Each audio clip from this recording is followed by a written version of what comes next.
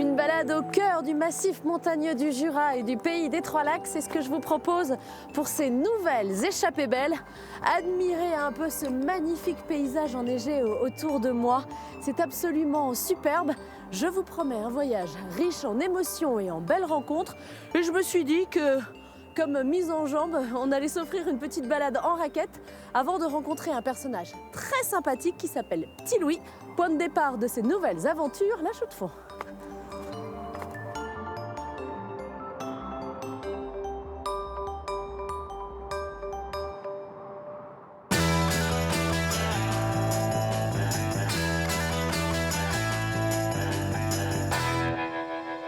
Les Suisses sont accueillants. Bonjour Sophie. Comment vas-tu? Super bien, je suis content de te voir. Bienvenue sur mon zouzou. Ils ont le sens du détail. Il faut bien s'imaginer qu'une montre qui tient sur votre poignet, vous avez entre 200 jusqu'à 1000 composants. Les trains partent et arrivent toujours à l'heure en Suisse, non? Ah, c'est merveilleux, hein. Les Suisses sont gourmands. Est-ce que vous avez déjà imaginé mélanger le chocolat avec du bolet séché? Impeccable. Maintenant, il n'y a plus qu'à enfourner. Mon bon poisson avec un bon chef, ça fait un excellent poisson. Et en plus, les Suisses ont du cœur. Il me fait monter les larmes. Allez, fais fonctionner ton train plutôt que de me faire pleurer.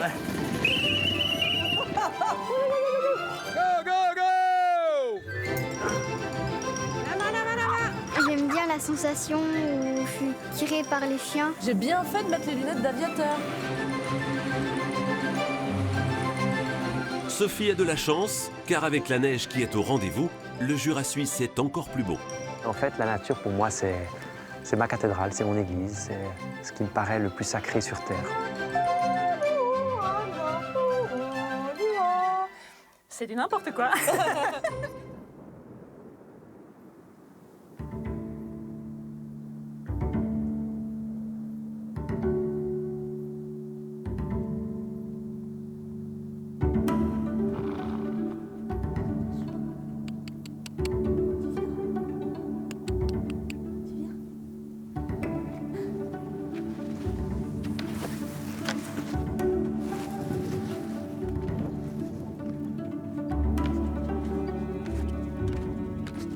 C'est sympa ça. Du thé en libre service. 1 franc suisse, un thé. C'est pas cher. C'est pour Petit Louis. Ah, bah, joli. Hey, Sophie. J'arrive la première. Ah, Non, mais c'est un comble. C'est moi qui t'accueille avec un thé. moi j'ai peur que tu te perdes avec ce brouillard. Bah non, ça va. Waouh. Ouh, on s'embrasse. Toi? Ah, écoute, ça va tip top. Et alors, toi, tu t'es levé tôt hein, ce matin avant d'affronter ces pistes de ski de fond? Ah ouais, à 4 heures, on était déjà dans la machine, on traçait les pistes. Ouais. Et toutes les nuits, en fait, on ouvre les pistes, où on refraise, on retravaille la neige pour que tous les jours, les skieurs puissent s'adonner à leur sport favori. Ouais, alors le ski de fond, c'est ta passion, mais pas seulement, il y a aussi la photo, c'est ça? Voilà, exactement. Ouais. On va avoir l'occasion de prendre de belles photos aujourd'hui, j'espère. Bon, je vais troquer mes raquettes pour des skis de fond, c'est ça? T'es prête? Je suis prête, mais je voulais te dire que j'étais pas très douée. C'est pas grave. Je me pincerai pour pas rire, c'est promis. Ok? Après toi. Ah bon, c'est moi qui oui. trace la piste? Oh là là là là là là là là là là, j'ai la pression. Hein. Tu commences par une descente, c'est pas sympa. Hein.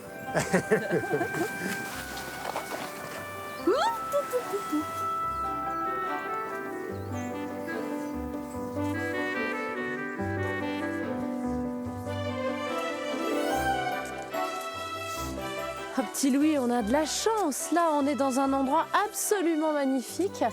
Ces pistes sous les sapins, là, superbe, vraiment. Ça qui est dingue, tu dis que t'es à 5 minutes d'une ville de 40 000 habitants et puis t'es perdu en pleine nature. Hein, ça, c'est fou, c'est magique. Extraordinaire. C'est vraiment le pays de la neige, des sports d'hiver. Alors, tu es très attaché à la Chaux-de-Fonds, mais je sais que tu es aussi un grand voyageur. Oui, j'adore partir dans l'Himalaya, j'adore partir dans le monde entier. En fait, je fais un peu des reportages photos. Ok. Et puis, je participe à des expéditions. Donc, je ramène des images de ces voyages, de ces aventures. Puis, c'est avec ça que j'arrive à venir. Et c'est un bon terrain d'entraînement pour partir pour des expéditions ici. Ah oui, alors là... Non, mais c'est pas les skis de fond que j'aurais dû chausser ici. Il n'y a Allez, que regarde. des descentes. On va descendre là, regarde. Oh là là Le style n'est pas là, mais je vais à droite ou à gauche? Ok. Ah, attention, petit Louis.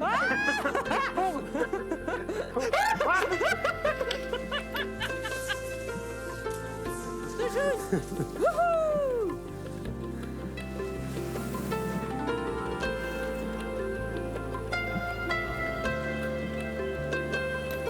On fait du hors-piste là, hein? Il n'y a pas de danger d'avalanche. Oui, c'est ça. Je te rassure. Voilà, regarde. Qu'est-ce que tu penses? On se croirait dans le Grand Nord canadien. C'est ma cabane au Canada. C'est joli. T'as pas un petit creux? Si, ça creuse un peu le ski de fond. Ah, alors viens. J'ai une surprise. Ah bon? T'es ski sur le paillasson avant d'entrer? Alors, je te laisse déballer. Ok. Ah bah c'est sympa. T'as prévu les sandwichs? Les sandwichs, tu rigoles? Tu crois qu'on se nourrit avec des sandwichs ici? Qu'est-ce que t'as pris? Regarde. On va faire une fondue? Eh oui, Oh, dans c'est- la neige. C'est top ça. C'est ma première fondue dans la neige. Hein. Ah oui. Ah oui, alors là.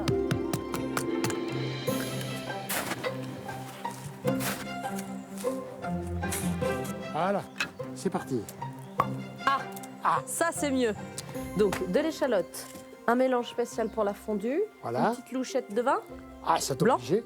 T'es obligé. Du vin blanc, un peu de kirsch, Ah ouais, un soupçon de kirsch. et après, là, Le bonheur. quasiment. C'est bon, petit Louis? C'est impeccable. Oh là Regarde. là. Regarde, il est onctueux. Oh, c'est formidable. Tiens, goûte-moi ça. Merci, Tu vas mon voir. petit Louis. On se lance? On y va. Oula, j'ai vu gros. Ouais, je suis très heureuse de commencer ce voyage comme ça avec toi. Hein. Ah, puis, t'inquiète, j'ai d'autres choses à te montrer, à te faire découvrir. Ok, merci. C'est sympa, hein? Ah ouais. Et, elle est pas belle la vie, on n'est pas bien là? Paradis. Merci. Un décor comme ça, c'est génial. Dans le Jura suisse, la nature est reine. Les hommes qui la peuplent se sont adaptés aux conditions rigoureuses de cette région montagneuse. Ici, la vie des Jurassiens est intimement influencée par la nature. Joël vit dans la ferme de ses arrière-grands-parents. J'ai grandi dans ce lieu et c'est vrai que pour moi, depuis toute petite, on était vraiment, ma sœur et moi, baignés dans cette nature magnifique dans laquelle on a grandi. On a grandi en lisière de forêt, c'est un endroit où on adorait aller se promener. Et puis dès qu'on avait des moments de vacances ou les week-ends, on était tout le temps dehors. Et donc pour moi, ce rapport à la nature toute simple, c'était quelque chose qui a baigné mon enfance. Joël est très attachée à sa terre natale. Elle aime toujours se ressourcer dans la nature qui l'entoure. Elle a d'ailleurs écrit un guide où elle emmène le lecteur en balade à la découverte des lieux sacrés de sa région. Aujourd'hui, elle se rend à Klendi, un site unique en Suisse où des menhirs ont été dressés il y a 6000 ans par les habitants des cités lacustres de la région. Ici, il y a des peuples celtes qui ont vécu pendant longtemps dans la région des Trois-Lacs. Et c'est une région qui est extrêmement riche en menhirs, dolmens, pierres levées, cascades sacrées, énergétiques. Il y a des grandes falaises de rochers où les druides faisaient des rituels autrefois. Ce qui est intéressant sur ces pierres, c'est qu'elles ont une forme anthropomorphe, donc elles ressemblent à l'être humain. C'est étrange de s'en approcher, on a l'impression de venir auprès d'ancêtres. C'est une sensation que j'aime beaucoup.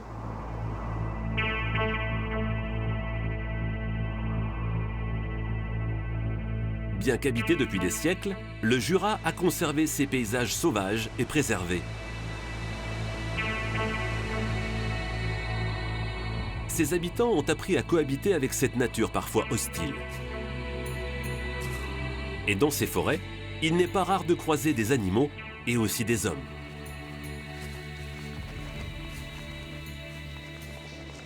Ah, une jolie petite trace là. Les animaux circulent très peu en ce moment, il y a beaucoup de neige. Mais ça, ouais, je pense que c'est du renard. On voit les petites pelotes qui est passé par ici cette nuit, ou ce matin, très tôt. Ce matin, Julien piste la faune locale, juste pour le plaisir. Pour ce biologiste de formation, le Jura suisse est un immense terrain d'observation dont il ne se lasse pas. Ici, c'est super beau, on est dans une petite clairière, au milieu d'une forêt mélangée de sapins et de hêtres, à peu près à 1200 mètres d'altitude. C'est hyper beau, c'est hyper tranquille. Et puis là, ce matin, c'est vraiment magique. J'ai l'impression qu'on pourrait trouver des lutins partout, mais c'est les animaux sauvages qui sont là, qui sont cachés. En fait, la nature, pour moi, c'est ma cathédrale, c'est mon église, c'est ce qui me paraît le plus sacré sur Terre. Julien a choisi de consacrer sa vie à transmettre son amour pour la nature qui l'entoure. Une passion qui l'oblige tout de même parfois à revenir en ville, à Neuchâtel. Il est rédacteur en chef de La Salamandre, un magazine entièrement consacré à la nature. C'est ça, tu vois ici Jean-Luc, il a éclairci. Oui. Ici, il a éclairci parce que le but, c'était de mettre bien en évidence les papillons. Et en plus, j'ai rajouté des étoiles dans le ciel qu'il n'y avait pas auparavant. Ah, ouais, c'est joli. J'ai commencé tout ça en 1983, à l'âge de 11 ans. Donc, je me passionnais donc pour la nature et puis j'ai eu envie de partager cette passion et d'ouvrir les yeux des gens sur toutes les beautés, toutes les merveilles qu'on peut découvrir sur le pas de sa porte, près de chez nous. Et j'ai créé donc d'abord La Salamandre. Et je pense que, voilà, moi je suis hyper motivé parce que je crois que ce travail qu'on fait, il est super important. Julien ne tient jamais très longtemps en place. Ce qu'il aime par-dessus tout, c'est être sur le terrain. Année après année, sa passion est restée intacte. Plus que jamais, ce militant de la première heure veut sensibiliser les gens à l'importance de préserver leur environnement. Et pour toucher le plus grand nombre, il a même monté sa chaîne YouTube sur laquelle il diffuse des minutes nature. Ah, mais là, il y a un magnifique oiseau, tout blanc, avec un long cou. C'est la grande aigrette. C'est un oiseau magnifique, c'est comme un grand héron, tout blanc, avec le bec jaune. Et puis, c'est un oiseau qui a des plumes très, très belles. Depuis quelques années, elle niche au bord du lac. Et c'est vraiment génial de pouvoir l'observer comme ça, tout près. Ici, on est à l'extrémité est du lac de Neuchâtel. C'est un endroit qui s'appelle le Fanel. Et c'est un des plus beaux trésors naturels de Suisse. C'est une région extrêmement précieuse, qui est protégée. Et en particulier, où on peut observer des tas et des tas de sortes d'oiseaux différentes. C'est un endroit où j'aime bien venir ici. Je peux faire plein d'observations. Et ça m'est déjà arrivé assez souvent de dormir sur cette plateforme, y compris en hiver, pour prolonger mes observations. C'est un trésor.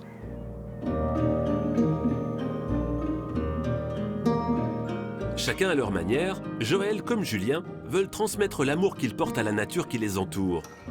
Ils espèrent ainsi préserver leur petit paradis au cœur des montagnes du Jura suisse.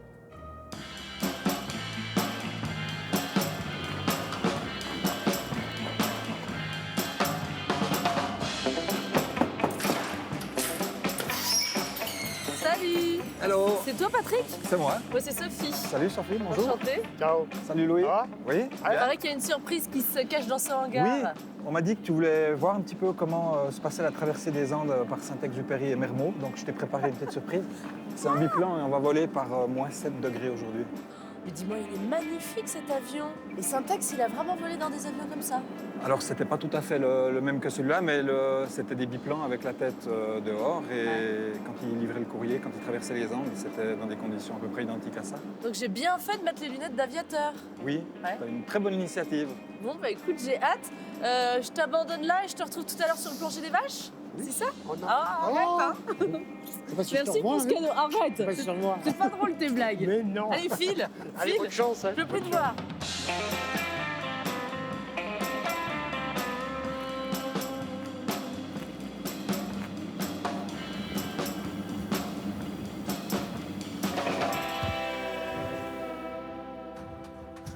Et c'est parti. Déjà rien que le bruit du moteur, c'est impressionnant. D'accord. Nature, bonjour, Hôtel Bravo Uniforme Victor Delta devant l'hangar numéro 2 pour un vol local prêt au roulage. Hôtel Victor Delta prêt à décoller. Et c'est parti.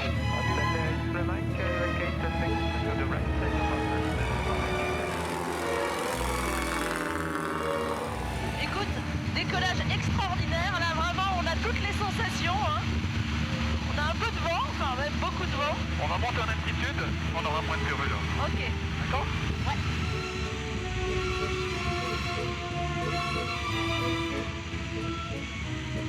j'imagine que c'est une expérience assez unique de piloter un avion comme celui-ci, non?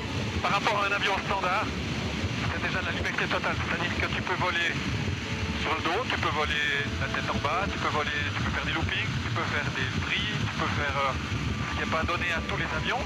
Deuxième chose qui est importante, c'est de voler dehors. On est intégré dans l'élément. Ah oui, vraiment. Par exemple, l'été ou l'automne, si des gens font des grillades, tu passes par-dessus, tu sens l'odeur des grillades, tu sens l'odeur du feu de bois. Si ça ne te dérange pas, aujourd'hui, on va pas faire trop de voltige, hein, on va juste profiter du paysage.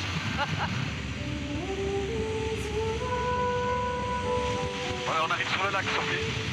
C'est joli, on dirait des petites boules de coton, juste au-dessus du lac de Neuchâtel.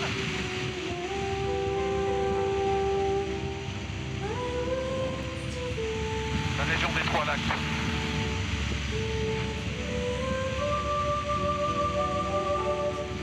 Et c'est un plaisir de voler aujourd'hui en avion décapotable par moins 8 degrés dans la vallée la plus froide de Suisse. Formidable. Bon, c'est vrai qu'il fait pas très chaud, mais ça reste encore supportable. T'es bien courageuse, t'es bien Ah mais courageuse. c'est génial, franchement, c'est magnifique. On peut dire que t'as de la chance. Ah ouais, vraiment, merci de me faire vivre ça en tout cas.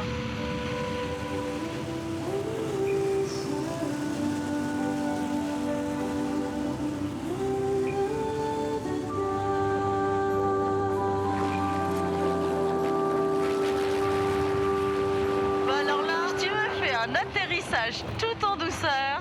Chapeau l'artiste. Tu m'as dit, je veux que tu me soignes, je veux que tu sois gentil, je veux pas d'acrobatie. Give me five. Merci mille fois Patrick, c'était vraiment un vol extraordinaire. Merci beaucoup.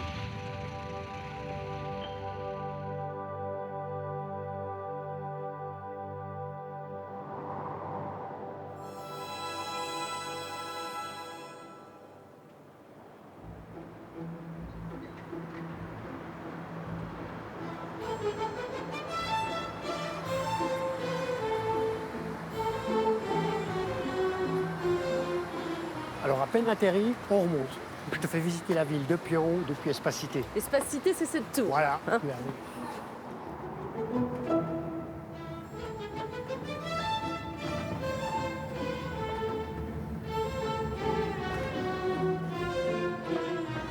Voilà, du haut d'Espacité, tu as une vue vraiment spectaculaire de la ville. Architecture très particulière, Ouais. très rectiligne. On parle même d'urbanisme horloger, c'est ça? Oui, c'est ça. Parce qu'en fait, suite à l'incendie qui avait ravagé l'ancienne ville en 1794, toute la ville s'est reconstruite. Et pour faciliter en fait les accès, les déneigements, mais aussi parce qu'on était un pays de neige, on avait fait cette architecture rectiligne. Ouais. Et, aussi pour l'apport de la lumière, on avait tous les versants sud avec des jardins, ce qui donnait de l'espace. Donc le soleil rentrait dans les appartements et ça facilitait en fait la pratique de cet artisanat de petite dimension, la précision légère suisse quand même, pas l'oublier. Oui, c'est vraiment ça, hein, l'organisation, la rigueur suisse. Voilà.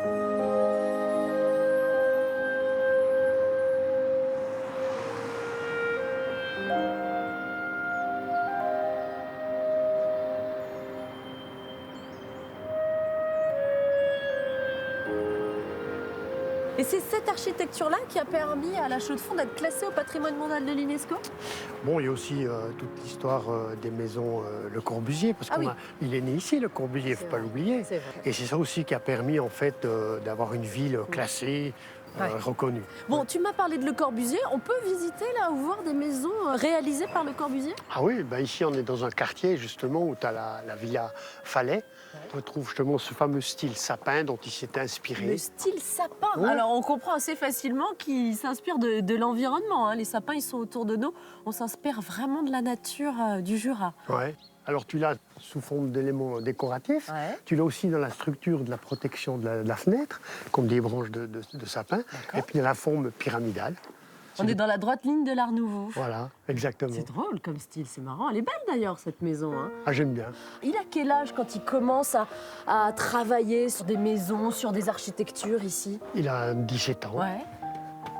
Alors voilà, on arrive ici à la Maison Blanche. À la Maison Blanche, rien à voir avec la Maison Blanche de Washington, hein, et son bureau ovale. On est toujours à la Chaux-de-Fonds là. Je te rassure, c'est bon.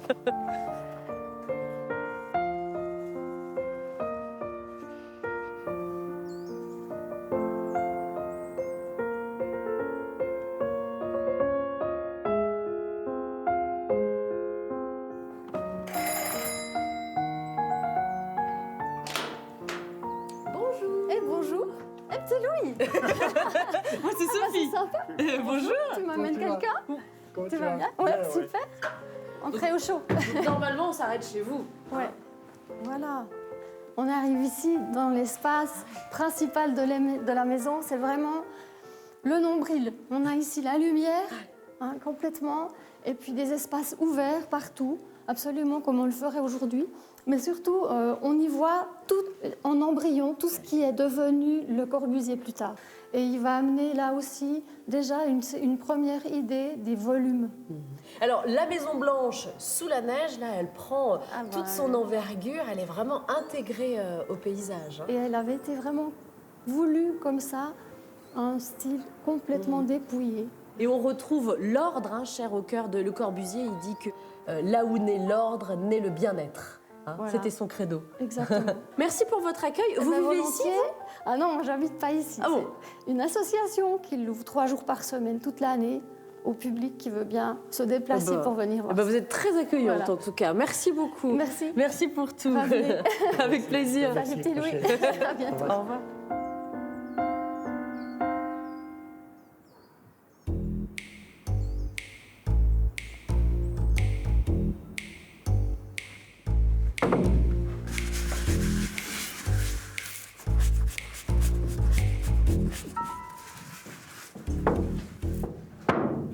Hey Pierre-Alain, comment tu vas? Eh ben, petit Louis, je t'attendais là, depuis 14 heures. Dis donc, ouais. T'es précis comme un chaudronnier. On a un peu de retard. Eh, bonjour. Moi, c'est Sophie. C'est de ma faute si on est en retard. Ah, mais je comprends alors, ça Pardon. va. Je suis l'assistante de petit Louis. Je viens pour la séance photo. Extra, je t'attendais parce qu'on aimerait faire un petit calendrier de fromage du terroir. Ouais. Alors, qu'est-ce que t'as, toi, ici, comme fromage, Pierre-Alain? Ce que j'ai principalement, c'est bien sûr les gruyères qu'on affine ici, de 2 ans de cave, et bien sûr des raclettes, et puis surtout, ce qu'on a, ce qui est quand même de la région typique, puisqu'il n'y a plus que 8 fromageries qui fabriquent ça ici dans le Jura, c'est la tête de moine. Ah, fameuse tête de moine. Bon, c'est pour ça qu'on est venu, nous. Ah oui, Hein? pour la tête de moine. Allez. Très bien. Bon, Sophie, tu peux me faire un éclairage sur le gruyère, s'il te plaît? Sur ceux-là, là? Voilà, ok, comme ça. J'aime bien conserver cette ambiance un peu mystérieuse, là, comme au spéléo. Ça joue, je regarde. Je m'excuse, là, j'ai 2 têtes de moine. Sophie, tu peux dégager un petit peu? Et c'est un ami qui me parle, hein? Ah, mais c'est comme ça.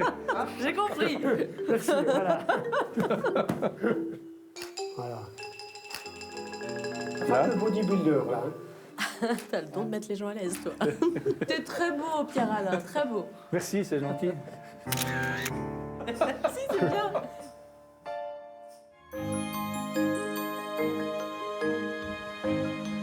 À La Chaux-de-Fonds, le cœur de l'horlogerie suisse bat plus que jamais. La petite ville de 38 000 habitants est considérée comme la capitale mondiale de l'horlogerie. Les manufactures horlogères les plus prestigieuses y sont installées. Dans les ateliers de haute horlogerie, rien n'est laissé au hasard.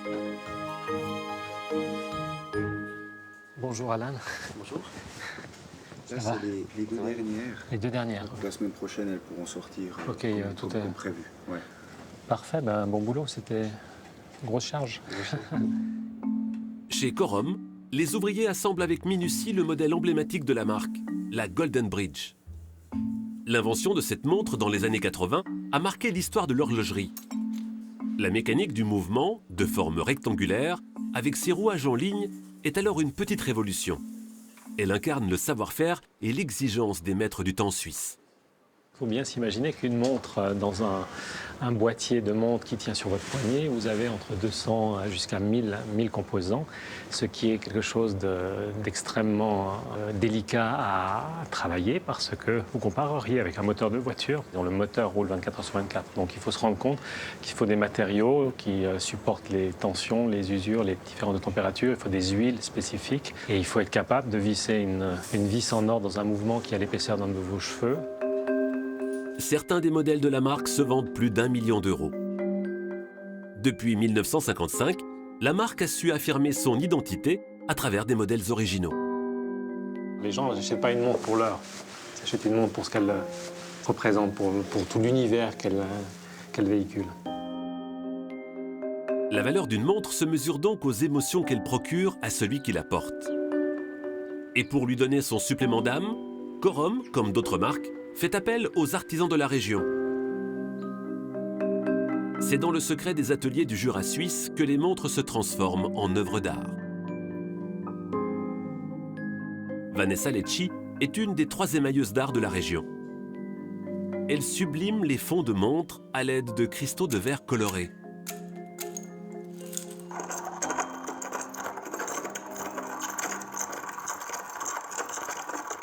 Je réduis en poudre les morceaux d'émail. Les sons, c'est très important parce que c'est le son qui va m'indiquer la bonne dimension. On peut y passer des heures, hein, donc même une journée parfois. Grâce aux couleurs qu'elle obtient, Vanessa recrée des décors sur des surfaces infiniment petites. Il lui faudra des mois pour obtenir ces motifs d'une incroyable finesse. Mais pour elle, le temps ne compte pas. J'essaie un peu de donner de la vie à quelque chose qui est mécanique. Donc une montre est mécanique. Et avec mes cadrans pleins de couleurs, j'essaie vraiment de donner la vie, la couleur, la joie, une petite touche particulière et originale. La montre n'est plus seulement un objet utile, elle devient une œuvre d'art. Et pour créer un environnement qui inspire leurs ouvriers, les patrons horlogers ont imaginé une ville propice à la création. Un Eldorado au beau milieu des montagnes. Les artisans de la ville passaient facilement d'un atelier à l'autre pour transporter les différents composants des montres. La ville est comme une immense ruche industrielle à ciel ouvert. Denis Clair a travaillé comme architecte au sein de la municipalité. Ce qu'on peut voir ici devant nous, c'est une des maisons très typiques de cette époque, de la fin du 19e, où on remarque une façade relativement sobre, relativement austère. Mais ce qui est aussi remarquable, ce sont ces fenêtres qui sont au dernier niveau et qui laissent apparaître la présence d'un atelier d'horlogerie. On a ici la démonstration de cette relation très étroite qu'il y avait entre l'atelier et l'habitat. Et effectivement, il y avait à cet endroit-là un atelier d'horlogerie. Au 19e siècle, la ville se développe très rapidement. Les bâtiments, baignés de lumière grâce aux larges ouvertures, sont pensés pour être fonctionnels pour les travailleurs, tout en étant agréables à vivre.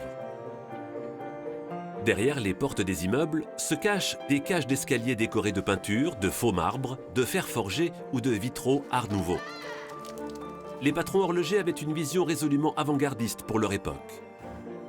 Alors ici, on rentre dans un bâtiment qui s'appelle l'Ancien Manège, qui date de 1868, donc on est au moment où l'horlogerie commence à être de plus en plus importante. Ces cages d'escalier, elles sont décorées pas uniquement pour finalement s'exercer à faire du décor, mais aussi pour apporter une certaine qualité dans tous ces lieux, puisqu'il était très important que l'entier des ouvriers de l'horlogerie soit dans une atmosphère artistique, une atmosphère de qualité, qui donne aussi un écho favorable à la fabrication.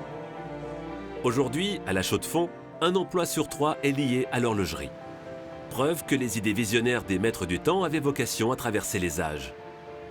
Les chaux-de-fonniers sont toujours dans la course pour la conquête du temps.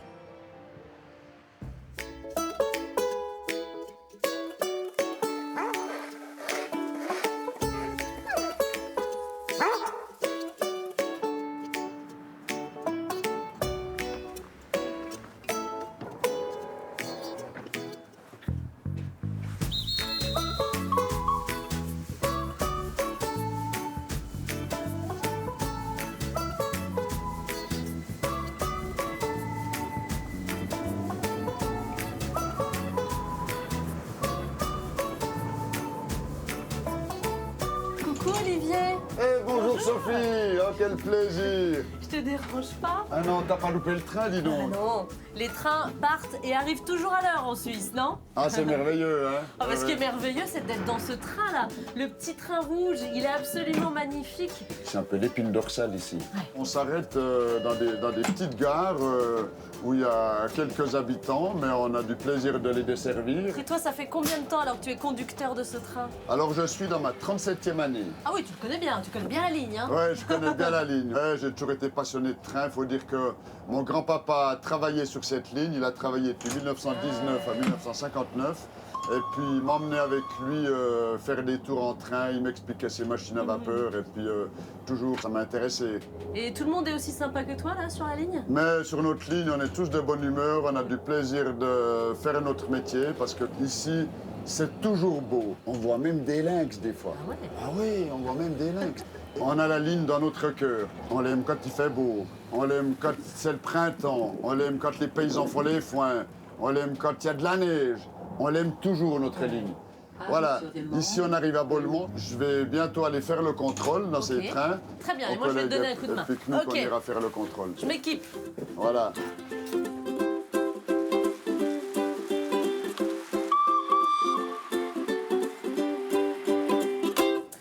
Voilà, bonjour.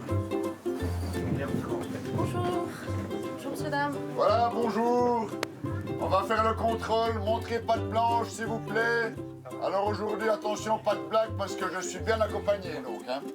Merveilleux, Stan. Ah, mais tu connais tous les passagers par leur prénom, toi. Ah ouais, mais ici... tout le monde se connaît. Au Franche-Montagne, on est tous des copains, on se connaît tous, quoi. Salut, Maxence. Ah, mais tu connais même les prénoms des enfants. Mais ouais, tu crois que ton papa, il a un billet? Moi, je trouve plus. Quoi, il le trouve plus? Nom d'une pipe. Eugène, ça ne veut pas se passer comme ça. C'est quoi cette histoire de voyager sans billet, allô? Nom d'une pipe. Hein, qu'est-ce que c'est ce travail? Devant ton fils, pas de billet, alors. Tu montres un bel exemple. Toi, quand il y a des gens qui n'ont pas de billets, tu sors le nez rouge. Ah, je sors le nez rouge. C'est un moyen de lutte pacifique, si tu veux. Toi, ça désamorce les conflits, le nez rouge. Je vois ça. C'est quelque chose de non violent. Voilà. Ah, Le voilà. Merveilleux, Eugène. Merci. Mesdames et messieurs, vous avez de la chance d'avoir pris ce train aujourd'hui, car ces jours en fête le 125e anniversaire de la ligne Seigne-Légier-La Chaux-de-Fonds. Ouais. Bravo. Donc, pour fêter cet événement, on a embauché une ambassadrice de charme, Sophie, qui va vous remettre un petit cadeau de fidélité, un petit chocolat Ragusa, un chocolat qui est fait dans le Jura, un chocolat aux noisettes, le préféré des écureuils. C'est pour toi, les deux. Hop. On compte sur vous pour chanter une chanson. Ah ouais. Ah ouais. Joyeux anniversaire, joyeux anniversaire, les Cégies. Joyeux anniversaire. Bon, terminus du train pour nous, Olivier, mais on se quitte pas, hein. Ah non, là, je vais te présenter un copain qui est un passionné des trains, mais à une autre dimension. D'accord.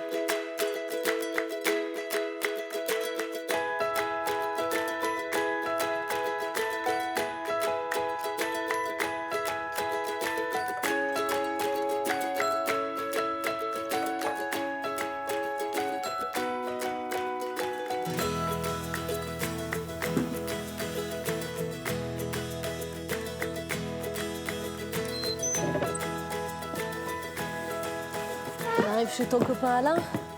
Voilà.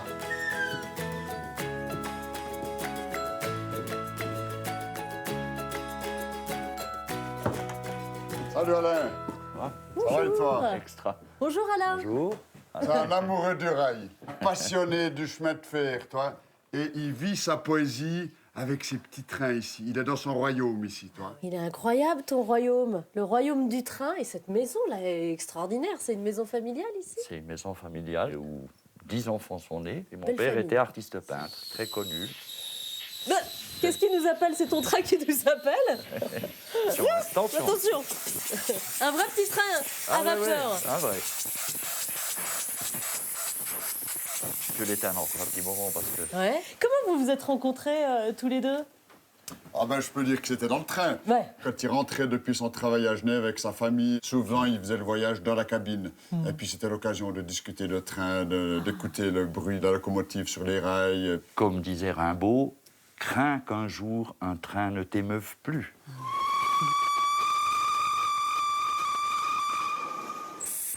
C'est parti. Mais il nous faut un chef de gare, là. Tu vas être chef de gare, toi, maintenant. Ah oui, je vais être chef de gare après tous mes trucs. Ah, on est parti. C'est parti. Regarde, là, il a des yeux d'enfant, là. Ah, ouais. Et ça, c'est unique au monde. Mais c'est ça. sûr. Ça n'existe quasi plus, ça. Allez voir comme elle va bien, cette petite 230, là. Voilà, elle est bien elle est partie, partie. là. Vas-y, cocotte. Oula. Ah, c'est émouvant de voir ça, non? Ouais.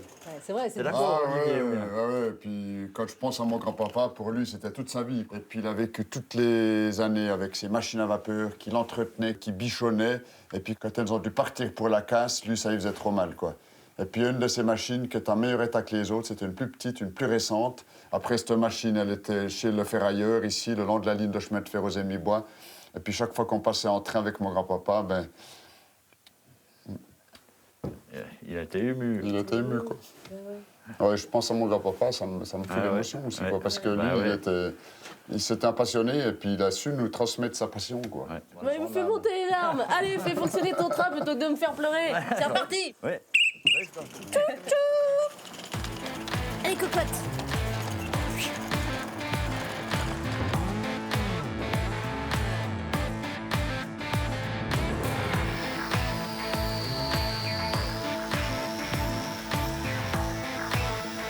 Ici, je vais te présenter une équipe de mordus du rail. Ah, très bien. Ouais. Voilà, Sophie. Oh, il y a des belles Ah machines, ouais, là. c'est des acharnés. Ils viennent régulièrement entretenir leurs machines. Bonjour. Regarde voir ce qu'elles sont belles. Bonjour. Qu'est-ce que c'est Tu beau. vois. Bonjour, messieurs, dames. Elle date de quand exactement, cette locomotive, alors? 1905, celle-là. Là, on est vraiment dans du Zola. Ah, c'est la bête humaine. Ouais. Quand elle traverse les franches montagnes, tout le monde s'arrête pour la regarder passer, Exactement. l'entendre haleter, quoi, voir ces panaches de fumée qui sortent, quoi. Ah, ça fait rêver.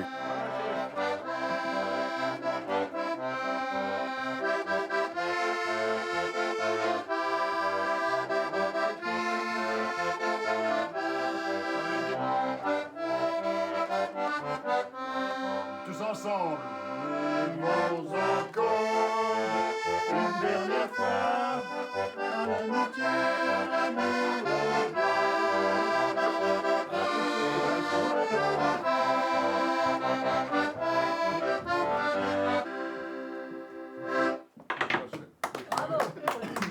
Vive le Jura libre.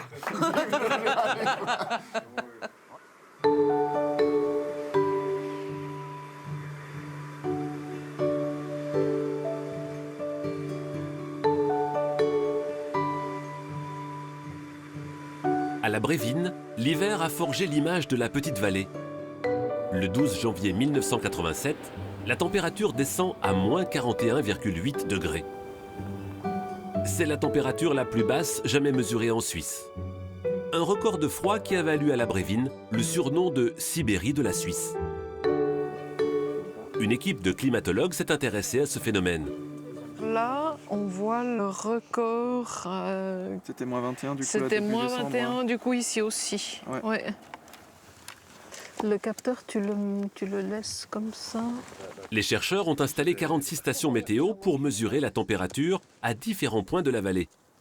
Ce qui est très particulier dans ce massif jurassien, c'est que ces vallées, elles sont fermées sur tous les côtés, ce qui fait qu'on a vraiment un bassin qui se remplit d'air froid avec des températures qui vont arriver à des niveaux qui sont particulièrement bas sur le fond par rapport à ce qu'on peut observer ailleurs.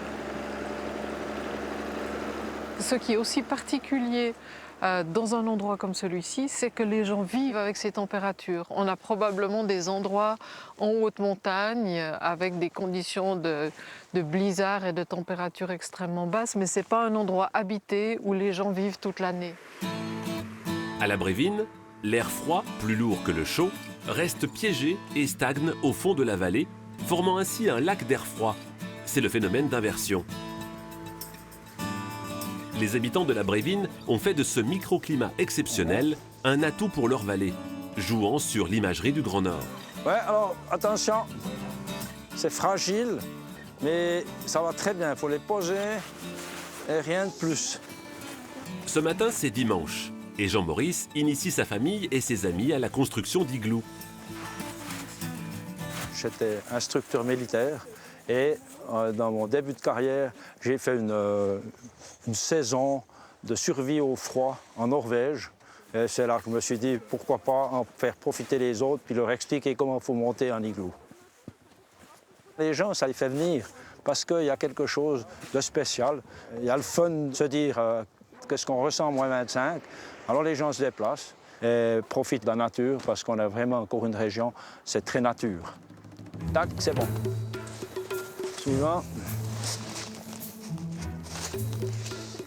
C'est le moment délicat parce que c'est la fin de la voûte et il faut faire attention que chaque bloc tienne avant qu'on mette le dernier.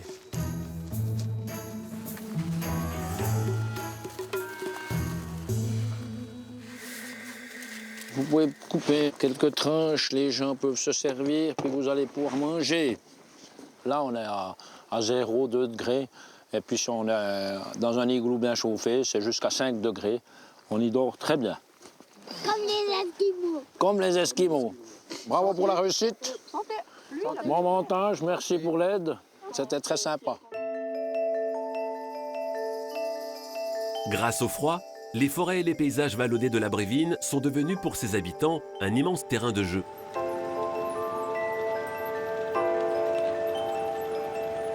Jean-Pierre est né à la Brévine. À bientôt 70 ans, il gère encore l'entretien des 330 km de pistes de ski de fond. Et il ne s'en lasse pas.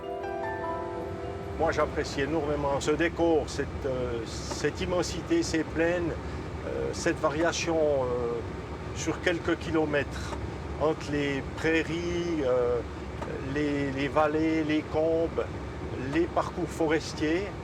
Et ma saison préférée reste un peu comme l'hiver. Les gens de la Brévine vivent avec la nature, avec la pluie, le soleil, la neige, pas de neige. On vit avec ce milieu-là qui fait peut-être qu'on a un caractère un petit peu froid au début, mais quand on a l'approche des gens, ils sont très accueillants. La Brévine est un des plus importants centres d'entraînement de Suisse. Ici, on pratique le ski de fond de jour comme de nuit. C'est bien. Bien pousser ta jambe en avant, bien glisser. OK. Les futurs champions savent tirer parti de ces conditions exceptionnelles. C'est un terrain de jeu, je dirais, spécifique au ski nordique, puisque les enfants, dès le jeune âge, ici, pratiquent le ski de fond. Dès à l'école aussi, tous les enfants de l'école sont équipés, ils vont plusieurs fois durant l'année faire du ski de fond avec les écoles. C'est un peu le grand nord de la Suisse, on peut dire ça comme ça. Si ces dernières années, les températures ne sont jamais redescendues à moins 40, elles atteignent régulièrement les moins 20. Et les scientifiques sont formels pour dire que le réchauffement climatique n'impactera pas avant très longtemps la petite vallée.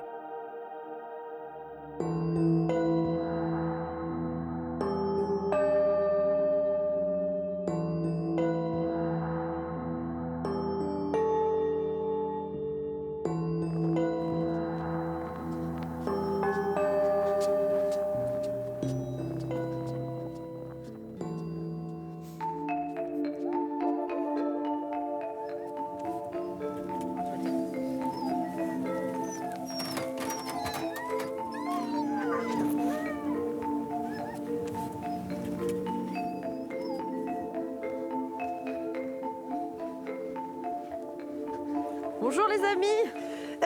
Sophie, salut. Salut. Tu me reconnais vas sous le bonnet, sous la doudoune? Ça fait plaisir de te voir ici dans nos montagnes. Bah écoute, je suis ravie d'être là. Salut. Je te présente Morgane, mon fils. Ton grand-fils? Voilà. Quel âge as-tu, Morgane? 14. Ah bah oui, il est grand ton fils. Il est grand, oui. Il partage la passion avec Exactement. toi. Bah super. Des chiens et des traîneaux à chiens. Voilà, depuis 3 ans on fait ça ensemble. C'est familial chez nous.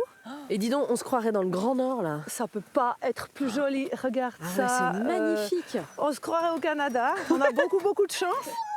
J'entends par contre certains qui s'impatientent là, non?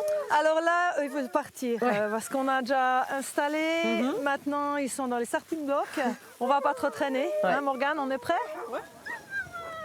Alors ici, on a Buddy et Snow. Ah bah Snow porte bien son nom aujourd'hui. Elle est toute blanche. Et puis elle, c'est la chef de meute et la chienne de tête. Okay. C'est elle qui domine parmi tous ces chiens.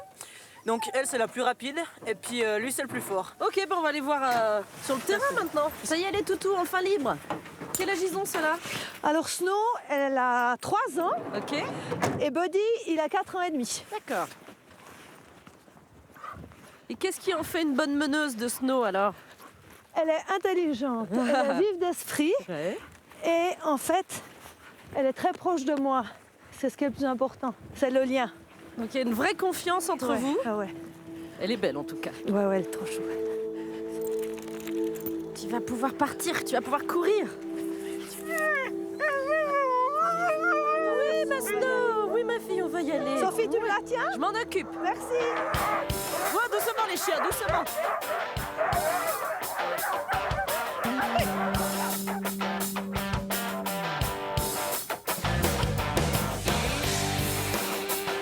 C'est bien les chiens, c'est beau, allez, on y va.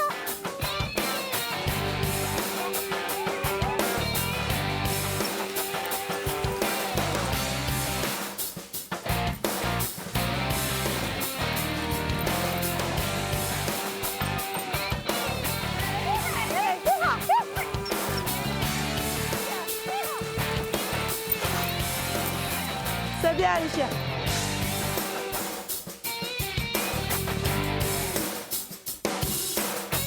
Alors qui sont les plus heureux là? C'est les chiens ou les mûcheurs? Je crois que franchement, c'est tout le monde. Non, c'était C'est juste génial, c'était génial. C'est très impressionnant. Hein. Dis donc, tu veux essayer? Ah non, ça va trop vite. Tu m'apprends, Morgane? Ouais. Bah alors vraiment niveau débutante, hein? Alors, ici, ça c'est le gros frein. La herse ici, voilà. Là, tu freines un gros coup. Ouais. Tu mets tes pieds ici sur le patin, là où il y a le grip. D'accord.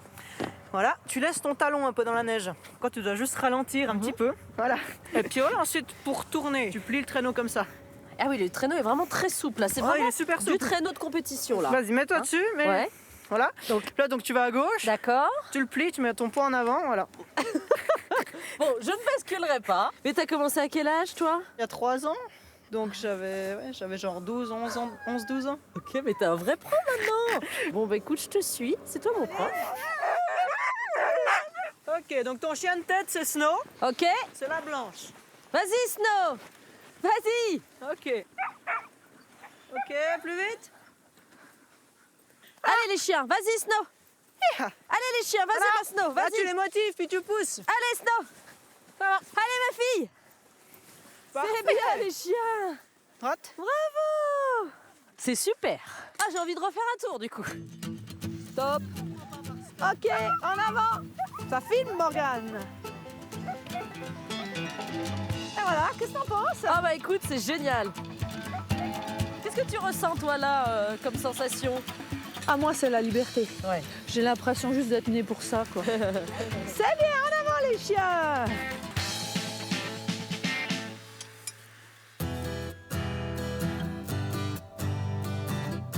Dans le Jura, l'homme a appris à vivre en harmonie avec les animaux. Tour à tour compagnons de route, de travail ou de loisirs, ils sont depuis toujours pour les Jurassiens un allié précieux. Eh bien, les chiens. Ok. Evelyne est biologiste de formation. Pour cette passionnée du monde animal et grande sportive, les chiens de traîneau peuvent aussi influer sur le comportement des humains et notamment aider les enfants en difficulté. C'est bon, tu peux descendre. Je vais te dire un peu les positions des chiens. Chez moi, le chef de meute, ben, tu vois, c'est Bowie. Puis Sésame, tu vois, comme il lui lèche les babines, ça, c'est un signe de soumission. On va enlever l'ancre. Et ensuite, ici, c'est comme un vélo. Tu vois, tu as des freins comme un vélo, le guidon à droite, à gauche. Alors, tu fais tout ce que tu peux, puis moi, je suis là si jamais. D'accord? Vas-y. OK. Lâche les... Pour Evelyne, les chiens de traîneau, c'est un art de vivre. Quand elle ne s'entraîne pas pour des compétitions, elle anime donc des ateliers thérapeutiques pour les enfants. Pour elle, côtoyer les chiens diminue le stress. Devant, devant, devant. Devant, devant, devant. J'aime bien la sensation où je suis tirée par les chiens. Puis ben, c'est pas tout plat, puis il y a quand même des bosses. La meute, elle représente aussi la famille. Chaque individu doit prendre sa place. L'enfant va s'identifier plus ou moins à un chien ou bien va être d'accord plus ou moins avec son comportement. Et le fait de guider le chien, l'enfant va prendre confiance en lui. c'est au fil des siècles, et en particulier dans la région des Franches Montagnes, que les Jurassiens ont développé ce lien très fort avec leurs bêtes. Ce haut plateau, au nord du Jura suisse, est le berceau de l'unique race de chevaux helvétiques. Des chevaux qu'Adrien apprécie particulièrement. Moi, j'ai toujours eu des chevaux, déjà du temps de mon enfance. Et puis voilà, on n'oublie pas, puis on aime bien pouvoir partager, parce qu'on découvre toujours un peu quelque chose avec ces bêtes, quoi. Hein. Voilà. Adrien propose aux touristes des balades en attelage. Les femmes d'un côté, les hommes de l'autre. Je vous laisse. Voilà, vous êtes prêts, alors on peut gentiment s'élancer. Ils sont toujours obéissants comme ça. Ah ben, on dit qu'on a des chevaux comme on les a formés, hein. Hein, un peu comme les enfants, hein. Adrien est un ancien garde forestier. Ces paysages de pâturage parsemés de sapins et façonnés par l'homme n'ont plus de secret pour lui. Voilà les chevaux. Il les a longuement parcourus avec ses chevaux pour transporter du bois. Le cheval de travail, ça vient une denrée rare chez nous. Hein. On a gardé des souvenirs, on essaie encore de les vivre aujourd'hui. Mais il faisait partie de la famille. Dans les week-ends, je me souviens, on allait à la messe à 5 km, on attelait le cheval. Aujourd'hui, lorsqu'on peut revivre ça, je dirais 50, 60 ans plus tard, c'est quand même une jolie passion.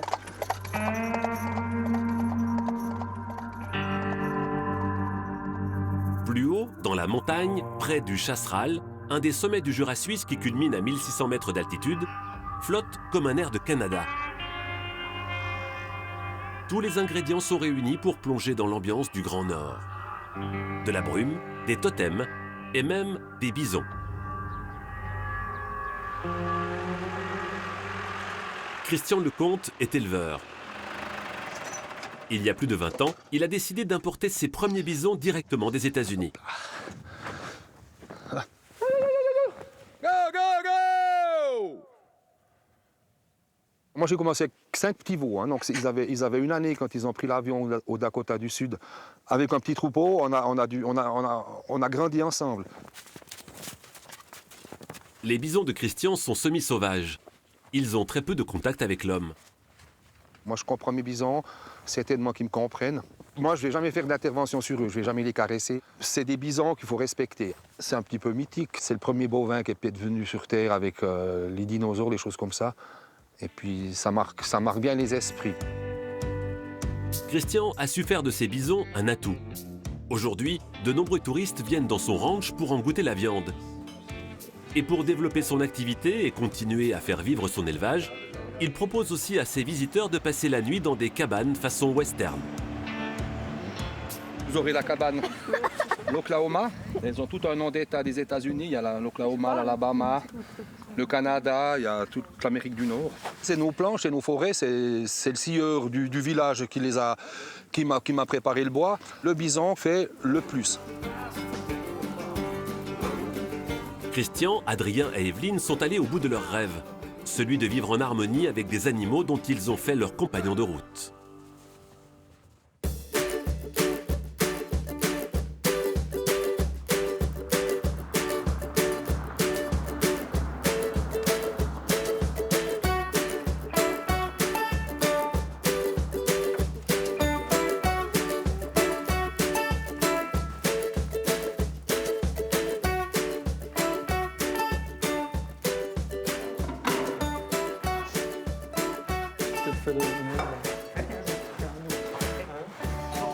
Adieu Sophie, comment tu vas? Fais bonne route. Ouais. Super, trop chaud. Salut les chiens. Bonjour. Bonjour Sophie. Voilà. Bonjour Marlène. Comment vas-tu? Très bien. Et bienvenue Sophie. Merci beaucoup. Je vais te faire visiter la maison.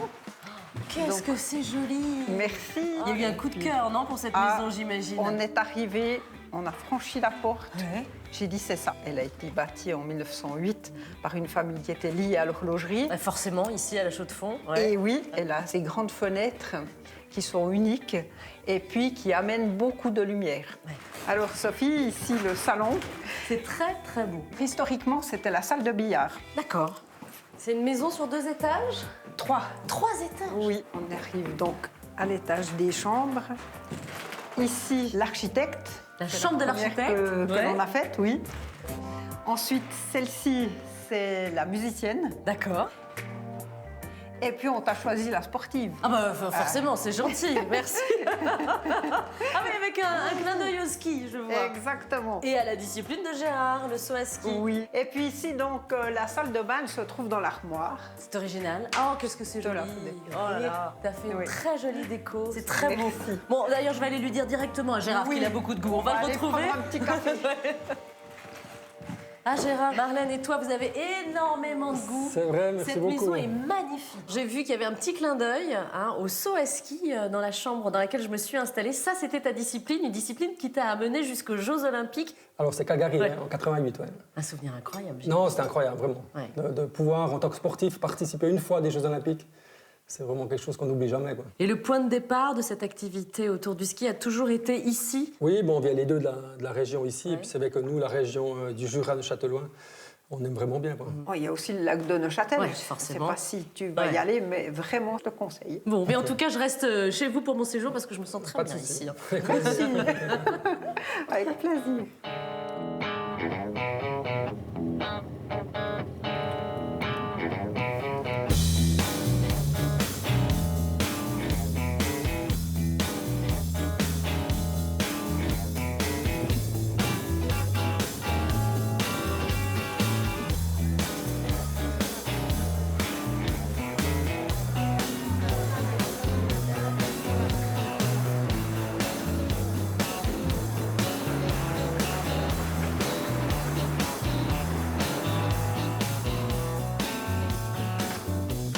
Bonjour Vincent. Ça va? Ça va et toi? Bienvenue. Merci, Bienvenue au bonjour. Châtel. Bienvenue au Bonjour Bain des chef. Dames.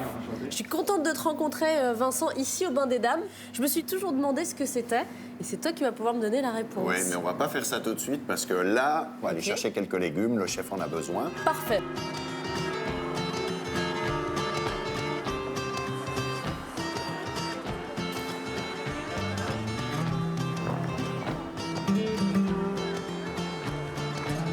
Elle est très jolie cette petite ville. Mais toi, t'es de la Chaux-de-Fonds, toi. C'est ça. Hein? Je suis un gars du haut. Ah oui, comme parce on que, dit ici. attention, il y a les gens du haut du canton, les gens du bas du canton, c'est ça? C'est ça. C'est parce que je suis totalement incognito qu'ils m'ont bien accepté. Ils savent pas encore qui je suis. On a une vue imprenable d'ici sur le lac de Neuchâtel. Tu sais que je l'ai survolé, moi. Tu m'as pas vu passer en avion? Ah, ce matin, non. Je non. t'ai fait un petit coucou. Ah, mais non, je t'ai pas vu. Je t'ai pas vu. Alors cette ville de Neuchâtel, elle est absolument charmante et ce qui fait son charme, je trouve, c'est cette pierre vraiment caractéristique d'ici. Oui, alors c'est ce qu'on appelle la pierre d'Autrive. Elle est très belle, elle est très jaune. C'est un calcaire un peu blond, hein. C'est pour ça que souvent on dit que Neuchâtel, c'est comme une meute de beurre. C'est exactement ça. C'est Ouais. exactement ça. C'est une grande mode de beurre.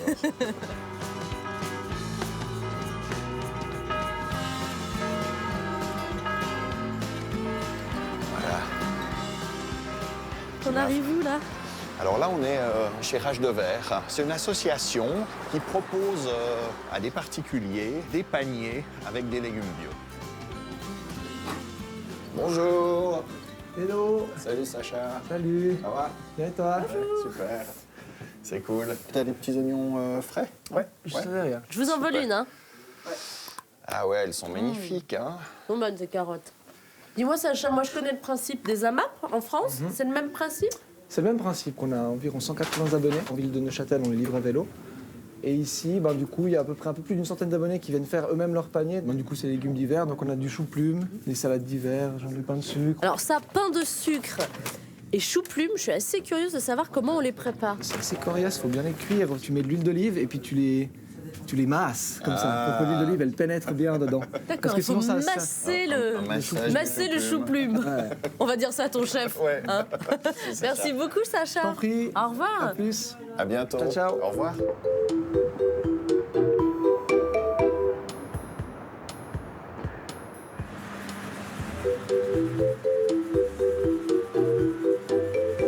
Salut, chef. Alors écoute, je suis allé voir Rage de Verre, j'ai trouvé 2-3 choses. Il n'y avait pas exactement ce que tu m'as demandé, mais je t'ai pris des carottes un petit peu de différentes couleurs. Elles sont très jolies les carottes. En fait, dans ta liste que tu avais demandé, il n'y a que les oignons. Oignons et carottes. Oignons et carottes, voilà. Qu'est-ce que tu vas pouvoir nous préparer de bon alors? Ce soir, je vais préparer une palée à la châteloise. C'est le poisson du lac. Ok. Et sauce de châteloise, c'est une sauce à base de capre, de petits oignons. Parfait. Très bien. Ok, c'est parti, chef.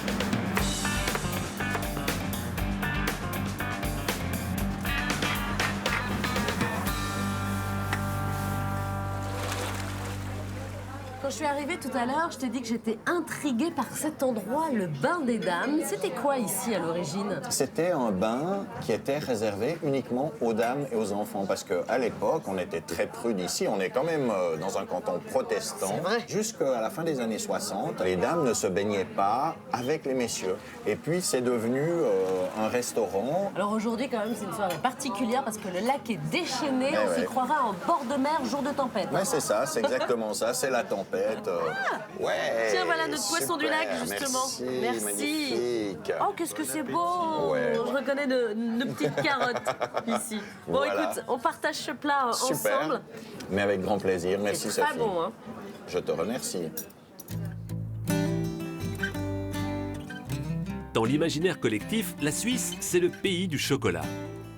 Il faut dire que les plus grands noms de l'industrie chocolatière, Lindt, Caillé, Suchard, en sont originaires.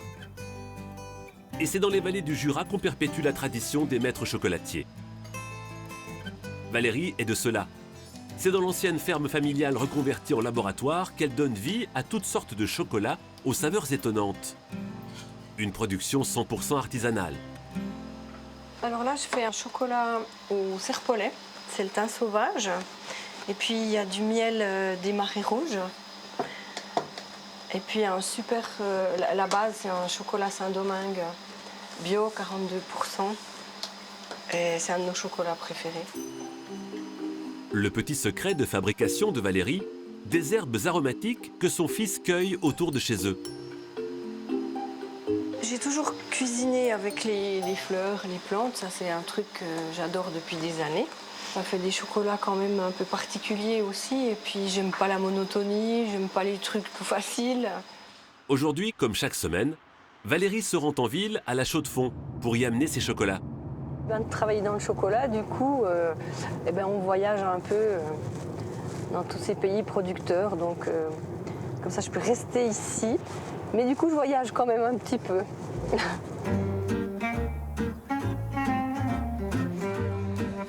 Et parce que l'histoire familiale ne s'arrête pas là, c'est dans le bar à chocolat de Maude, sa fille, Bonjour les petits.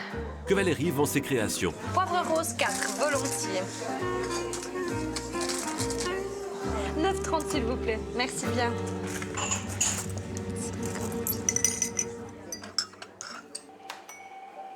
C'est le 14 février 2014, jour de la Saint-Valentin, que Maude ouvre pour la première fois les portes de son bar. Et pour marquer les esprits, elle imagine une gamme de chocolats un peu coquine. J'ai fait une formation à l'école d'art de création de vêtements en fait. Et puis dans la création de vêtements, ce qui m'intéressait principalement, c'était les sous-vêtements.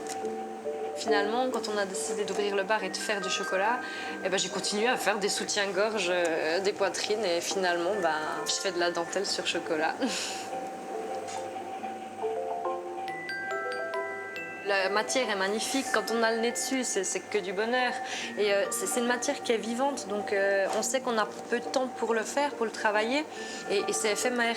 Et je trouve que ça c'est de l'art en fait.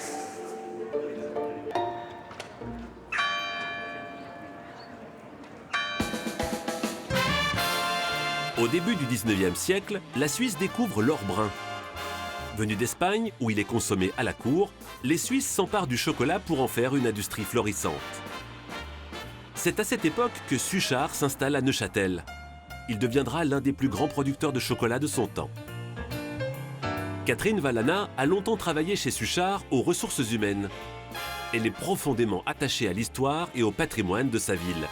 J'ai grandi ici dans un quartier qui a accueilli les fabriques Suchard. Et c'est vrai que tous les matins, quand j'ouvrais ma fenêtre avant de partir à l'école, c'était ces odeurs de chocolat. J'aime bien dire que j'ai été un peu intoxiquée. Catherine décide, lors de la fermeture des usines Suchard, d'en reprendre les anciennes cantines. Elle y partage sa passion du chocolat. Lors de dîner, elle fait découvrir à ses convives des saveurs inattendues. Toast de foie gras ou de crevettes à la poudre de cacao, feuilleté au piment et chocolat, ou encore risotto de chocolat blanc. Catherine tient à tout prix à casser les idées reçues. Est-ce que vous avez déjà imaginé mélanger le chocolat avec du bolet séché? Et pour cela, elle propose en parallèle à ses invités des ateliers culinaires. Un chocolat oignon à l'apéritif, c'est vraiment sympa. Basilic, ça passe aussi. Si je pouvais être un tout petit peu sur les traces de Suchard, j'en serais vraiment très très flattée. Suchard a dû, imaginer, rêver le chocolat parce que tout était à faire, tout était à construire. Et aujourd'hui, tellement de choses déjà se sont construites autour du chocolat, à leur permettre de le découvrir autrement, de porter un regard différent. Oui, joli défi et puis en tout cas, je m'y prête volontiers. Les Suisses sont les premiers consommateurs de produits chocolatiers dans le monde. Avec en moyenne une dizaine de tablettes par mois et par habitant, le chocolat fait définitivement partie de l'ADN des Suisses.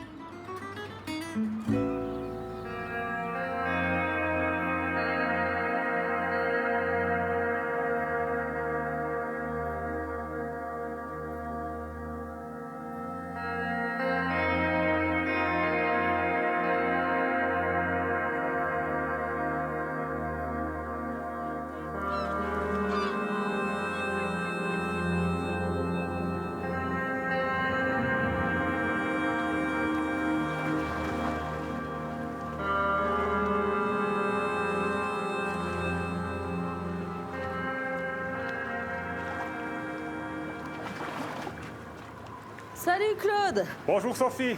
Tu m'as fait élever aux aurores ce matin. Ah mais c'est la vie d'un pêcheur! Exactement. C'est ici à Port-Alban que je te retrouve pour pêcher. Bonjour. Comment vas-tu? Super bien. Super bien. Je suis content de te voir. Oh bah écoute, merci, merci. Bienvenue sur mon zouzou. Bon, toi avec ta belle carrure, Claude, on va pêcher sur le lac parce que c'est ton terrain de jeu, ce lac de Neuchâtel. D'accord. Je sais que le poisson n'attend pas, alors prenons le large. Bah, allons-y.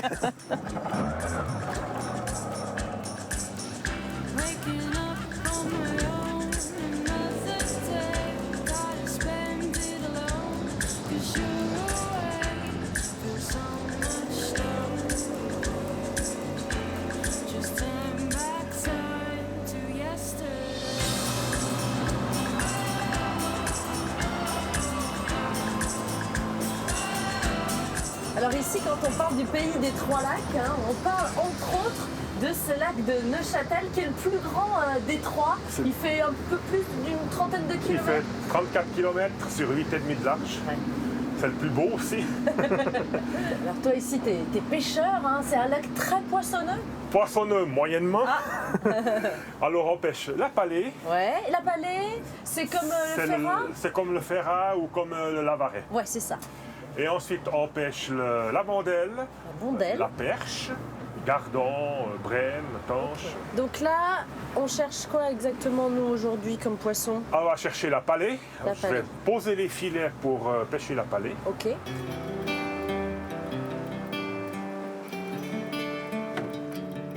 Voilà. Comme le temps n'est pas trop sûr, je mets que 6 filets. Bon, il n'y a pas de nœud, c'est toi qui as tout préparé, là. Ça, c'est mon fils qui l'a préparé. Ah, tu travailles avec ton fiston? Ouais. Comment il s'appelle, ton fils? Cyril. Cyril, d'accord. Alors maintenant qu'on a fini de poser, alors on va s'occuper d'un autre poisson. Ah, la fameuse bondelle. Voilà. OK. Qu'est-ce qu'on va faire avec cette bondelle, on va la fumer. OK, tu vas m'apprendre ça. Voilà, avec plaisir. Ça va être l'occasion de faire connaissance avec ton fiston. Exactement. Il va nous donner un coup de main. Ouais, lui, il sera au bord. Donc moi, je jette ça... Tu jettes ça. Voilà. Ah, ça c'est fait. Vu que tu sais très bien travailler. Ah bah là, moi je suis au point là maintenant. Je peux prendre ma retraite. Pas tout de suite, camarade.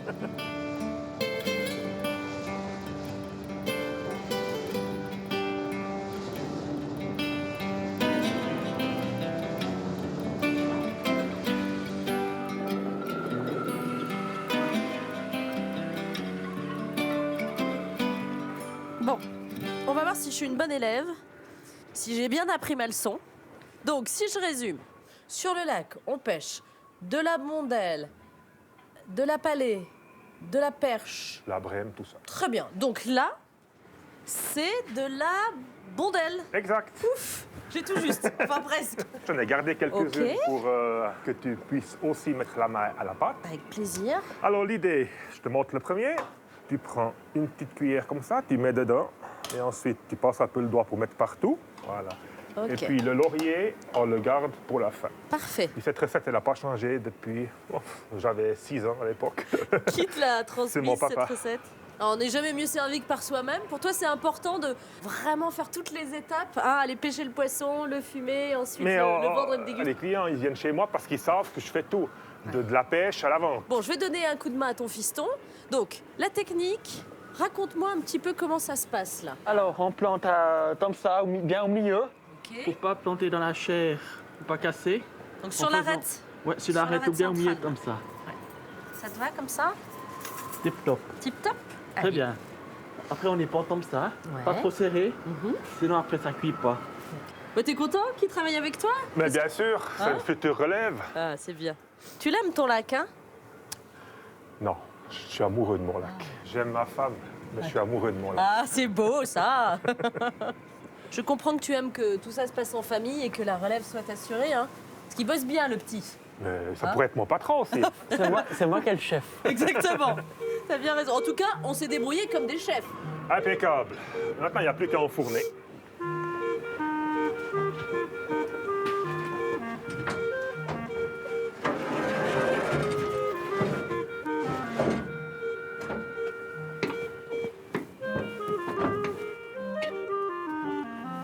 Voilà, c'est bon pour une demi-heure. Ok, parfait.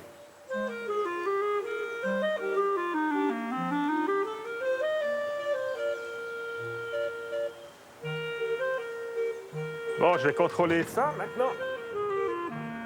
Eh ben, ils ont bien réussi.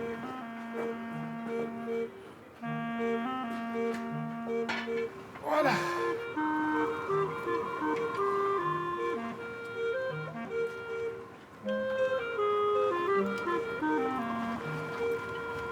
Voilà.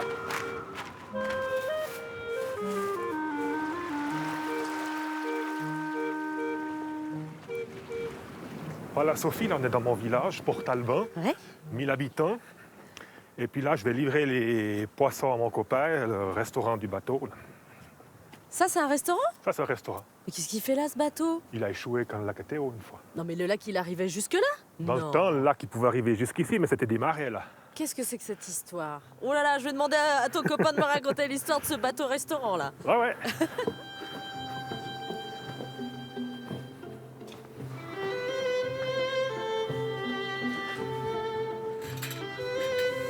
Salut Béate, je te présente Sophie. Salut Claude. Bonjour. Salut Enchantée, Sophie. Béate. Ravie de vous rencontrer. Oh, on peut se dire tu. Mais bien sûr, Ravie y de a te pas de souci. rencontrer, Béate. Merci. Béate, il faut que je te demande quelque chose. Il m'a fait une petite blague, ton copain, en arrivant. Il m'a dit que ton restaurant bateau, il s'était échoué à l'époque où le lac, il arrivait jusqu'ici. C'est vrai, ça? Presque. Presque. Raconte-moi échoué. l'histoire de ce bateau-restaurant. C'est surprenant de le trouver là. Ah, c'est une petite histoire qui date de 1966, où c'était une idée folle un peu à mon père. Il a racheté ce bateau. Après, à Neuchâtel, ils l'ont préparé, enlevé les machines pour l'alléger parce qu'il faisait 150 tonnes. Ils l'ont levé, mis des roues dessous pour arriver jusqu'ici. D'accord. Et on l'a posé au milieu Après, on du l'a village. posé en arrivant. C'est pour ça que l'arrière se trouve vers la route, parce que quand on arrivait sur place, on n'avait pas moyen de le retourner. Bon, bah écoute, on va manger sur ton bateau, alors, Voilà, à pas de terre. souci. Qu'est-ce que tu vas nous préparer avec ce poisson? Alors, on va faire un peu de filet de palais en friture. Voilà. On te suit en cuisine? OK, ça marche.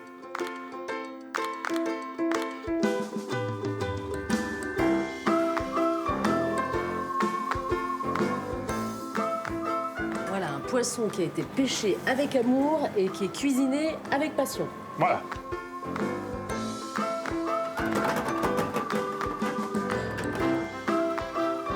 Ah! Je me réjouis. Voilà notre friture. Oh là là, magnifique. Une friture toute légère, j'ai l'impression. On y va? On y se va. lance?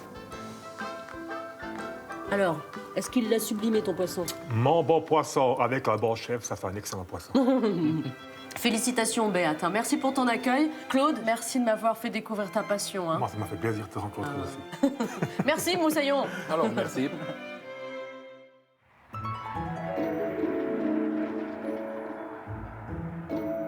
Dans les paysages rocheux du Jura suisse, au creux de ces vallées se cache le berceau de l'absinthe. C'est dans le Val de Travers qu'elle a vu le jour. Et c'est en poussant les portes des bâtisses du XVIIIe siècle qu'on découvre ses secrets de fabrication. Philippe Martin est distillateur. Il est un des rares à posséder un séchoir traditionnel d'époque. Refaire vivre ce séchoir, c'était quelque chose d'assez important et puis beau en fait pour moi. Donc, quand on monte ici, on a ces odeurs de plantes et puis ce passé qui a été là aussi il y a plus de 100 ans en arrière. Alors ici, j'ai environ 400 bouquets. Il y a peu de lumière, il y a une circulation d'air naturel et puis donc les plantes se sentent bien. Dans la vallée, ils sont une dizaine, comme Philippe, à fabriquer de l'absinthe. On est loin de l'âge d'or du Val de Travers. Toute la plaine en fait ici, avant l'interdiction de 1910 en Suisse, était remplie en fait de ces fameuses plantes. Il fallait trouver des endroits pour sécher. On avait un séchoir public ici au village, il fallait trouver des endroits partout. Également sous le toit du temple, il y avait un endroit qui avait été utilisé pour sécher les plantes. Philippe a repris la distillerie de son père. Depuis, en véritable passionné, il crée de nouvelles recettes avec toujours la même base de plantes. La grande absinthe, l'hysope, le fenouil et l'anis vert. Moi, j'utilise 10 plantes différentes. Et puis, c'est basé sur une recette qui a presque 100 ans, je dirais. Quand j'ai repris la distillerie, j'avais envie d'avoir une petite touche personnelle. J'ai créé une absinthe qui était vieillie en fût de chêne. J'ai travaillé avec un vigneron de la région.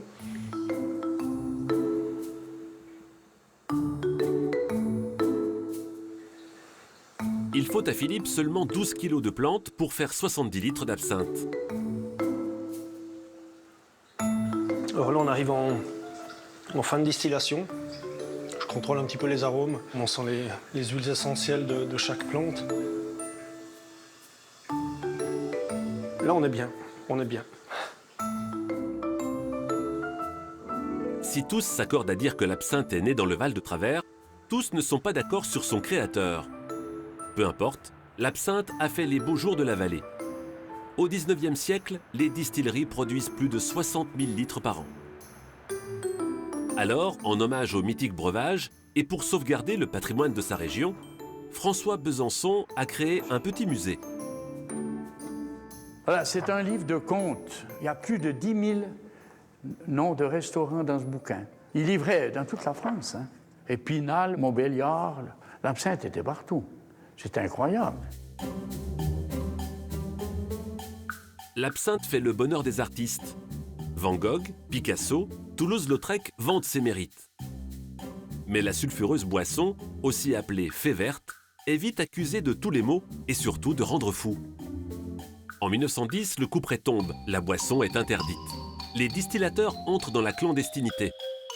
Leur résistance durera presque un siècle, jusqu'en 2005, quand la boisson sera réhabilitée. De cette période secrète, François a sauvé de nombreux objets.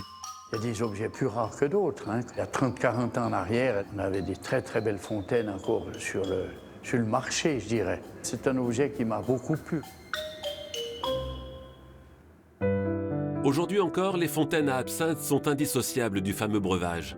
À Fleurier, des céramistes les ont remises au goût du jour.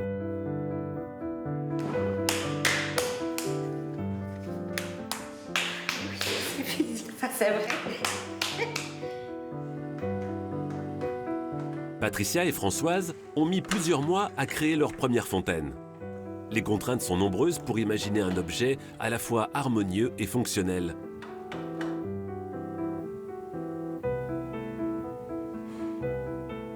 La fontaine à absinthe, à l'époque, se transmettait de génération en génération. À l'heure actuelle, on la pose sur un joli meuble, elle est en évidence, c'est certain. Et c'est vrai qu'on fabrique des fontaines pour pas mal de jeunes aussi, ce qui est assez étonnant. Mais les jeunes apprécient les fontaines à absinthe. La fée verte est bien vivante et à l'heure verte, ils sont nombreux à goûter avec délice à sa douce amertume. Je vais vous servir donc l'Esmeralda, qui est une absinthe verte, qui est 100% naturelle. Le bruit de l'eau qui coule, l'absinthe qui se trouble, c'est tout un rituel. Un moment privilégié que Philippe aime partager avec son père et ses amis. J'aime ce que je fais, j'aime travailler les plantes et puis je vais créer tantôt, d'ici à 1-2 mois, j'aurai une absinthe bio. Ça fait un siècle qu'on a ça dans le sang, enfin dans les gènes, donc on tombe dans cette envie de faire un bon produit. Puis on ose faire santé. Santé à France, hein, santé. Le savoir-faire familial perdure et avec lui l'histoire de l'absinthe. Au Val de Travers, on continuera encore longtemps à cultiver le goût de l'interdit.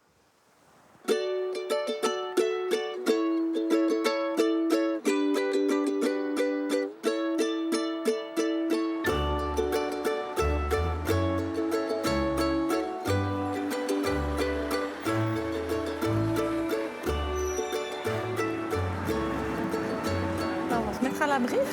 Sous les arcades. Ouais. C'est vraiment typique d'ici. Je suis très heureuse de me balader avec vous, les filles, puisque Berne, c'est la capitale de la Suisse. C'est une ville à laquelle tu es très attachée, comme ton amie Claudia. Tout à fait, ouais. Je ne suis pas née à Berne même, je suis née à Interlaken. Et c'est vrai que pour moi, ville, c'est une des plus belles villes qu'on a en Suisse, à cause des arcades, à cause des pavés, à cause de cette vieille tradition. J'aime cette vieille ville avec ses arcades. Elle s'étend sur 6 km. 6 km, ah ouais, c'est pas mal. À travers toute la ville. Et un peu plus loin, j'ai un atelier de costumes traditionnels pour les yodelers comme Daenerys. Votre passion commune, c'est le yodel, c'est ça? Oui, voilà. Toi, c'est les costumes et toi, c'est le chant. Moi, c'est le chant. D'accord.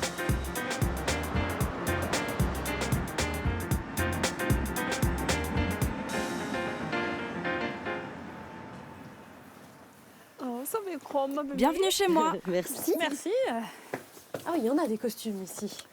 C'est un vrai labyrinthe.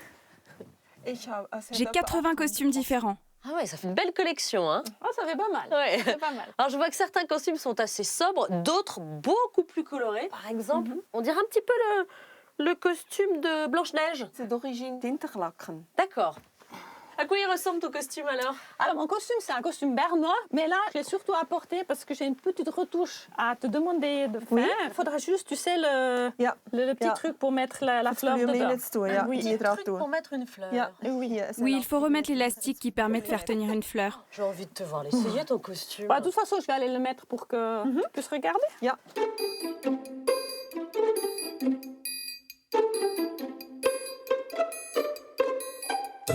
Oh, que tu es belle! Oh, il est très élégant ce costume, ça te va très bien. Voici le costume bernois du dimanche, avec des lacets sur le corsage qui relient les broches en forme de fleurs de chaque côté.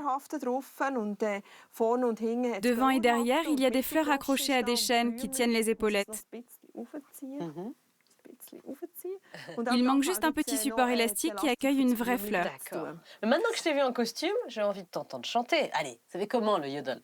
Les yodelers, ils ont toujours les mains dans la poche. Voilà.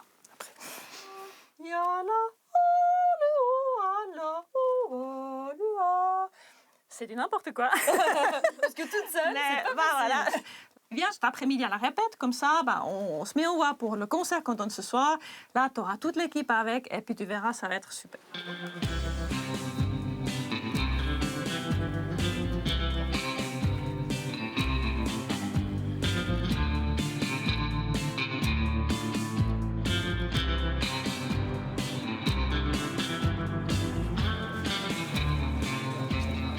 Alors voilà Sophie, nous voilà hiver dans les bains pour la répétition avec le Juraklöckli. Avec le quoi? Avec le Juraklöckli. Le Juraklöckli, très bien. C'est le chœur de Yodel qui s'appelle le Juraklöckli, ce qui veut dire les clochettes du Jura. Très bien, on va voir tes copains des clochettes du Jura. Voilà. Travaillez sur vos chaussures, bien vous mettre en pied. Un peu de stretching du cou, étant donné que la tête elle est quand même relativement lourde. Faites attention, pas de tour complet. Lâchez la mâchoire inférieure. Et vous stretchez toute la musculature de la bouche et des lèvres. Vous me le donnez mezzo forte. Portez le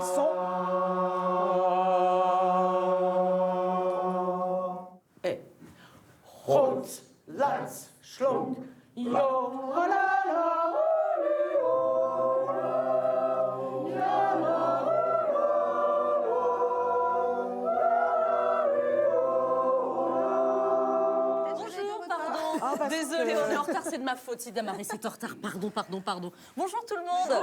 Bonjour. Je vous présente Sophie qui vient Enchantée. nous rendre visite. Elle s'intéresse pour le yodel, donc je dis pas meilleure occasion que de venir nous écouter là.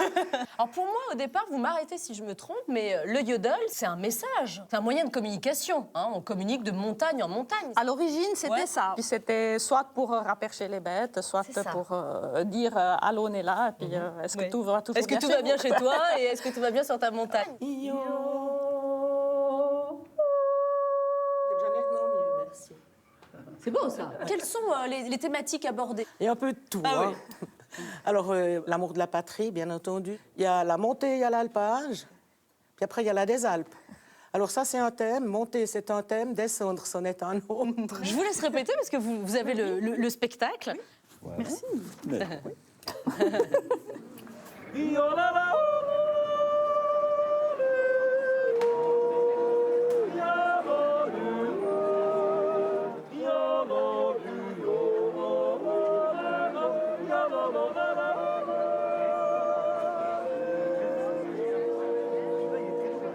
Sur la scène, vous avez le Yura Gogli d'Orbe qui va vous interpréter quelques chansons. Ô Créateur qui fit si bien les choses, nous te disons mille fois merci. Et l'on entend là-haut, tout là-haut,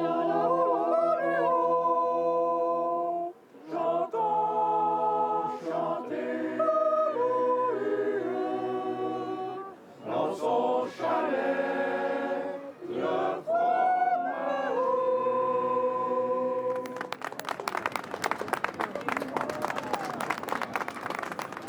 Dis donc Sophie, dis-moi. Tu m'avais pas dit que tu voulais te mettre au yodel? Oh, je sais pas, j'ai dit ça moi, Damaris. il me semble, hein, que j'ai entendu, oui. Alors, apprends-moi, allons-y, apprenez-moi les amis. Alors Béate, lance les chèvres. Lance les chèvres? Oui. Lance les chèvres.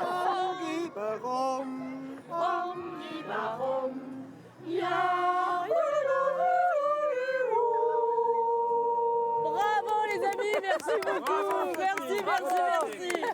Voilà, je viens dans le cœur quand je veux. Je reviens parce que vous êtes tellement sympa. Je reviens. Merci mille fois pour votre gentillesse et pour votre accueil. C'est la fin de ces échappées belles en Suisse entre lac et montagne. Un voyage assez rafraîchissant, mais vous l'avez vu, hein, la bonne humeur de nos amis helvètes nous ont réchauffé les cœurs. Merci Damaris de m'avoir accompagnée. C'était un plaisir. Merci à toi. Non, vraiment, merci pour votre accueil à tous. Merci à tous mes amis suisses ici. Moi, je vous embrasse très fort, tout de bon, hein, comme d'habitude. Faites de beaux voyages. Si vous voulez, on peut se retrouver sur les réseaux sociaux. Sinon, il y a aussi le replay. C'est pas mal, non?